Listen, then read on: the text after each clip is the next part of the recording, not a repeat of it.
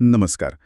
आज आपण भारतातल्या 2 महत्त्वाच्या निर्यात प्रोत्साहन योजनांवर चर्चा करणार आहोत.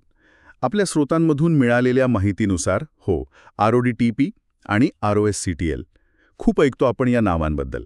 तर आज बघूया की या योजना नेमक्या काय आहेत, कशा चालतात, निर्यातदारांना काय फायदा होतो, म्हणजे अगदी सोप्या भाषेत समजून घेऊ. बरोबर? काय फरक आहे दोन्हींमध्ये हे पण महत्त्वाचं आहे. तर मग सुरुवात करूया RODP पासून. काय आहे हे रोडटेप? हो, नक्कीच. RODTP म्हणजे remission of duties and taxes on exported products. सोप्पं सांगायचं तर बघा, जेव्हा भारतातून वस्तू निर्यात होतात तेव्हा त्या बनवताना बरेच कर लागलेले असतात, म्हणजे केंद्रीय, राज्य, स्थानिक पातळीवरचे. आणि हे कर असे असतात जे GST मध्ये येत नाहीत किंवा ज्यांचा परतावा म्हणजे रिफंड इतर कुठल्या योजनेतून मिळत नाही. अच्छा, म्हणजे असे लपलेले कर म्हणू शकतो का आपण, जे खर्चात समाविष्ट होतात पण दिसत नाहीत थेट? अगदी अगदी बरोबर.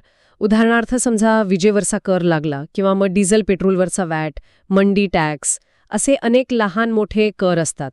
तर RODTP योजनेतून हेच कर आणि शुल्क निर्यातदारांना परत मिळतात.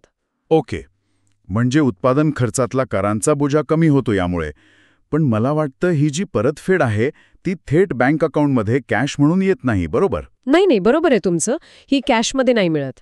याऐवजी काय होतं की सरकार निर्यातदाराच्या खात्यात डिजिटल क्रेडिट स्क्रिप्ट्स जमा करतं. त्याला आपण ई-स्क्रिप्ट म्हणतो. ई-स्क्रिप्ट हे काय असतं नक्की? म्हणजे कसा वापरतात निर्यातदार? ई-स्क्रिप्ट म्हणजे एक प्रकारचं डिजिटल क्रेडिट वाउचर समजा.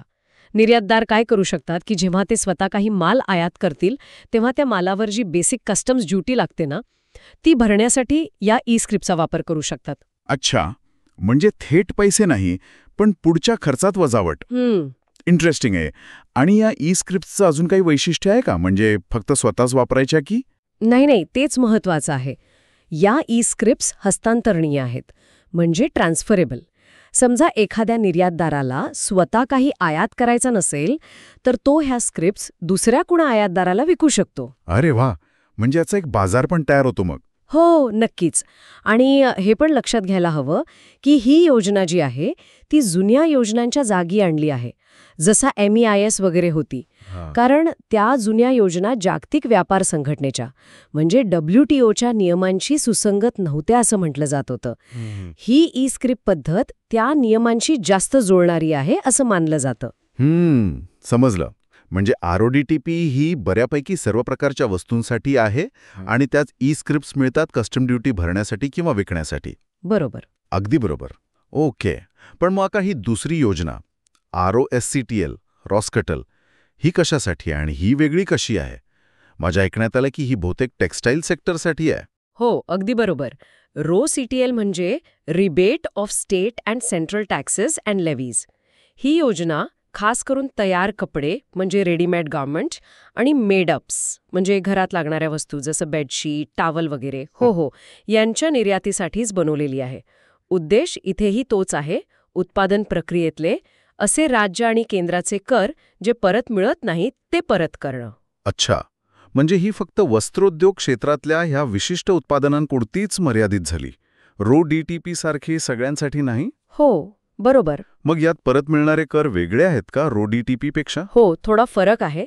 ROSCTL मध्ये जास्त करून राज्य सरकारचे जे कर आहेत, जसं विजेवरचा कर, इंधनावरचा वॅट किंवा स्टॅम्प ड्युटी, आणि काही केंद्रीय कर जसे पेट्रोलजन्य पदार्थांवरील सेंट्रल एक्साईज ड्युटी, जे विशेषतः कपड्यांच्या उत्पादन खर्चात जास्त प्रमाणात असतात, त्यांचा परतावा मिळतो. ओके. रोडटेपचा आवाका जरा जास्त व्यापक आहे. ROSCTLमुळे काय होतं की वस्त्रोद्योग क्षेत्राला एकदम लक्ष करून मदत मिळते. आणि हो, रोडटेपप्रमाणेच याचा परतावाही त्याच ई-स्क्रिप्टच्या स्वरूपातच मिळतो. त्या पण हस्तांतरणीय असतात. अच्छा, म्हणजे आता बऱ्यापैकी स्पष्ट झालं.